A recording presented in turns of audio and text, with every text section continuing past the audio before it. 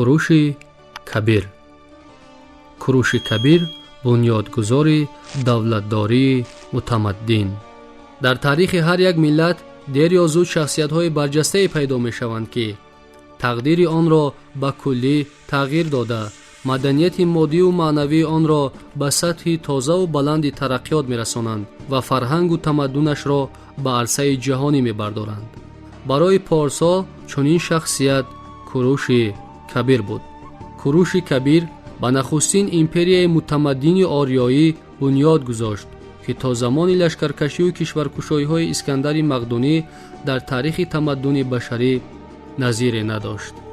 империяи таъсисдодаи ӯ мутобиқи маълумоти катибаҳои дорои бузург ва муаррихони юнони қадим чандин давлатҳои ҷаҳони кӯҳан, порсу мод, бобулу ошур, мисру финиқия, лидияву урарту, парфияву гиркания, бохтару суғд ва ғайраро дар қаламрави 22 вилоят муттаҳид намуда дар ҳудуди 3 қитъаи олам осиё, аврупо ва африқо доман густурда буд.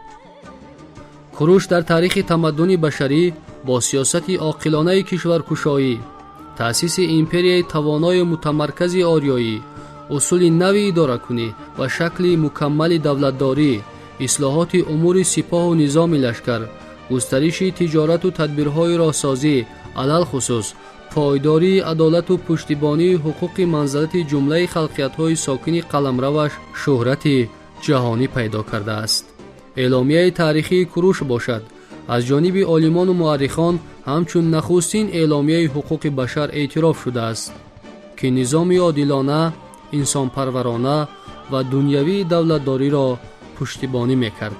куруши кабир дар миёни шоҳаншоҳони аҳди қадим яке аз оқилтарин, боинсофтарин, камозортарин ва дурандештарин шоҳаншоҳ буд, ки бо тамаддунофарию давлатсозӣ, инсонпарварию адолатпешагӣ ва рафтору ахлоқи ҳамидааш нуфузи оламгир ёфтааст.